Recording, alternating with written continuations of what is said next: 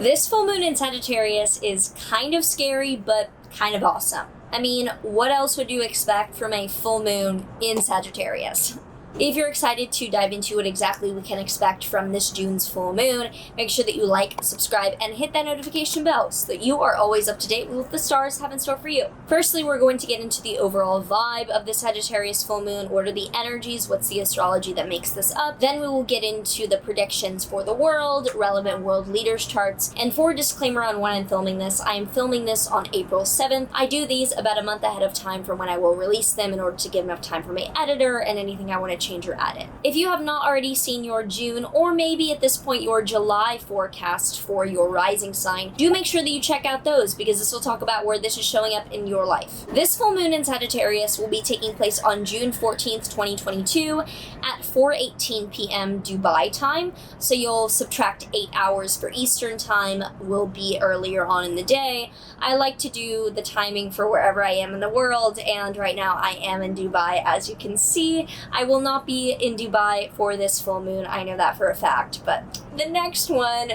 think so. The sun will be at 23 degrees of Gemini, and the moon will be at 23 degrees of Sagittarius, because full moons are always when the sun and the moon are opposite one another. The sun will be in the third decan of Gemini, or the third part, associated with the Ten of Swords tarot card, which interestingly enough is ruled by the sun. That Gemini is ruled by Mercury, but this little subsection of Gemini has that slight oversight of rulership by the sun for this decan, which brings in this element of leading up to the summer solstice. There's clarity, there's illumination, we can tell we're building up to something, and that things are darkest before the dawn, but the dawn is approaching, and that silver light, I was about to say silver lining and then light at the end of the tunnel. I couldn't choose a metaphor there. There's the clarity of something. Something has run its course, and there's finally an illumination of what the knowledge that we gained was. With this swords card, it is an executioner's sword, not a fighter's sword, meaning that this is the ending to a long drawn out battle. It's not a battle that is newly beginning. The moon, which represents the matter at hand, will be in the third decan of Sagittarius, associated with the Ten of Wands tarot card. Now this one has decan rulership by Saturn. So Jupiter rules Sagittarius, but this decan, if you're looking at the tiny detail of this decan, is ruled by Saturn, because this is the ending of a season. Saturn is about endings, about boundaries. Fall is ending, winter is beginning. And the polarity of the outcome is revealed, because winter time makes it really fucking clear if you're prepared, if you're accomplished enough for the cold times ahead. The fact that you either won or you didn't, and you're almost done with this chapter, the final outcome is becoming clear, with the Gemini decan showing that this is the ending of a long drawn out battle. This is the clarity and illumination here of what is the outcome. You know, did you win? Did you lose? What was the lesson at the end of the day? And there's a lot of energetic demand here to push through to that final part of the race. This is not a sustainable amount of energy, but there is a huge energetic release taking place here. This is likely a challenge that you were taking on, and you're finally seeing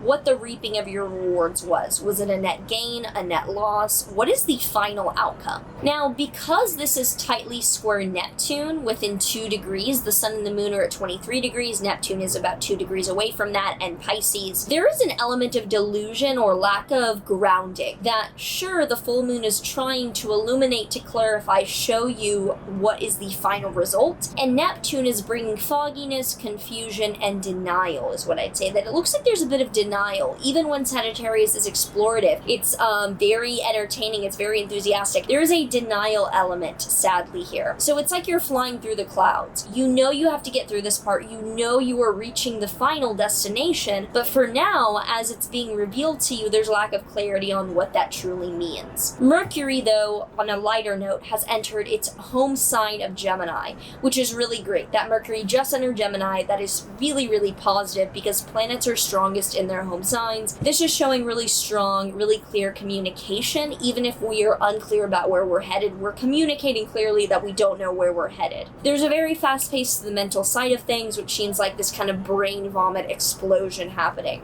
And with the Venus-Uranus conjunction, Venus being values and Uranus being sudden disruption, this is a sudden exploration of values, where we might not realize fully what's taking place, but we know, whoa, this makes something valuable very clear, and it's destabilizing arising in a challenging way, where we're seeing what really matters and what is the outcome telling us matters most. Mars is also exactly conjunct Chiron, exactly at 15 degrees of Aries. Mars is aggression, action, masculine energy. Chiron is wounded, it's egoic vulnerability. So there's some wounded egos coming out. It might be that not everyone's a winner here, that this fun, this play still has a winner and a loser, and it's an opportunity to man up and heal some wounds. That there's a lot of good fun here, but there's a deeper opportunity here to see what hurts and offer that part of ourselves some healing. So if you already know what house in your chart Sagittarius is and where this ending, this revelation, this enlightenment is taking place, let me know down below how you think this is playing out for you. It's fun, it's a bit lighthearted, it's explorative, but there's some heavy-hitting details where people might have some tears if they're the losers. In the United States' chart, the Sun is right on the United States' Mars and Gemini in the 7th house. The Sun is often a leader, the 7th house is often the partner or opponent, and Mars is challenging. So this looks like there's a challenging opponent becoming clear to the US.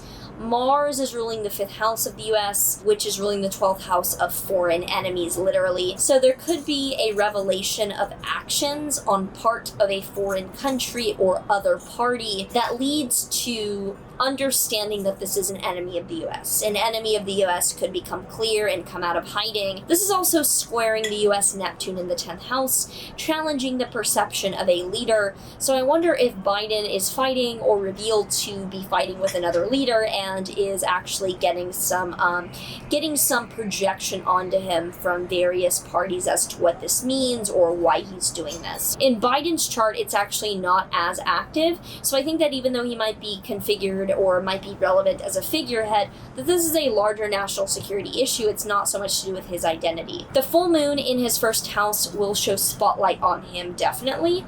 And with Uranus and Venus coming up to oppose all of his Scorpio stellium with the South Node there is a lot of weight on him, even if the focus is more of a national security or identity issue rather than his personal life. In Putin's chart, this is right on his natal Mars in the 2nd house, so I could see that for him this is a financial difficulty. Mars is ruling his 6th house of people that work for him, and it's right on this Mars. It's also ruling his 1st house of self, so spotlight on him in reference to the Russian economy and something very challenging is most likely. However, the Sun is on his natal lot of fortune in the 8th house of investing, so I wonder if this crisis is leading to obviously huge repercussions for the Russian economy, but the lot of fortune aspect could be around the ruble or oil in a way that is fortunate, at least for him, to manipulate for his own gain. Venus is also exactly on his natal Jupiter in the 7th house. So it looks like he is partnering with someone and they really come through for him. Venus-Uranus right on his natal Jupiter is sudden help on behalf of another party. And Jupiter's ruling his 5th house and 2nd house, so it definitely ties in economy for him. In Russia's chart, this is actually near Russia's natal Mars in their 5th house too. So with Mars activated in both Putin and Russia's chart, that is an interesting double challenge indication of, this is challenging for Russia and for Putin. The 5th house in people's charts often deals with kids. So when the 5th house is brought up in countries' charts, it often deals with tangential territories or countries that broke off from them. Ukraine. The South Node is right on Venus-Pluto, which is very gnarly, very intense, difficult point of international relations around Ukraine, given that Mars is ruling its 9th house of international foreign matters and 4th house of homeland.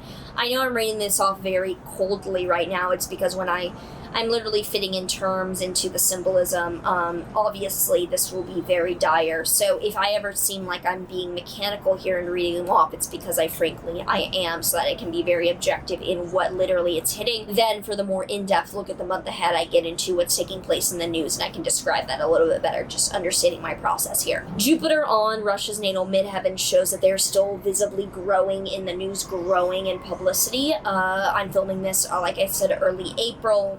This is not going to be over then. For Zelensky's chart, this is right on his ascendant descendant within 2 degrees. Major activation. The moon is in his 7th house. Opponent is activated, as is his identity. Near his natal Neptune could show that there's a lack of awareness or realism with what's going on from his perspective. And Jupiter's near his natal south node in the 11th house. Jupiter is growth, south node is decrease, and the 11th house is alliances or parties. So loss of support or follow through from an alliance has been a theme at this point. And the Venus-Uranus conjunction in his 12th house opposite his natal Uranus in the 6th shows someone who's valuable is suddenly clear. That out of nowhere someone appears to be helpful. It might not be widely publicized given it's in the 12th house, which is hidden. For Ukraine's chart, this Venus-Uranus is exactly opposite its natal Pluto, so could be a sudden shakeup of values from a helping party, so someone suddenly helping out is actually likely here, it seems like. Neptune is exactly opposite Ukraine's natal Mars in the 9th house, so there's a lack of clarity, a lack of awareness, there's a huge fog, and a lack of understanding about what's happening. Saturn is exactly opposite Ukraine's natal Mercury retrograde in the 2nd house, 8th house, so something shitty financially or with natural resources is likely happening that maybe they can't even communicate well about. I wonder if it's cyber, given Mercury's configuration likely does deal with tech, or if it's just food shortage issues that are not communicated well. For Bitcoin, this is square its natal Saturn within 1 degree, and as we know, full moons are generally local bottoms, where we dump into full moons and pivot up and out. I cannot be more clear with this. People always ask, number go up or down, number go down into the full moon, number go up after. With it square Bitcoin's natal Saturn within 1 degree, this does look highly configured, probably dumps into this and pumps out of this, and Jupiter crossing Bitcoin's moon during this time is bullish, so pumping out of this. Mars squared Bitcoin's sun right before this, which highlights the dump into this. And for Ethereum, this is trining ETH's natal Jupiter within 4 degrees. It's not close enough for me to care a ton, but Jupiter trine ETH's sun, Mars is trining ETH's Mercury. I like the strength coming out of this, so probably dump into this and pump out. If you enjoy this and would like to learn more about anything I offer, beginner videos, courses, at this point my retreat will be closed for registration, but I am having a retreat soon, later in June, so if you're interested in learning about that, because I do plan on offering these quarterly, fingers crossed, do check that out down below. Otherwise, like, subscribe, comment anything you want to share about this full moon, things that you have planned for June. Love to hear it, and I will see you in the next one.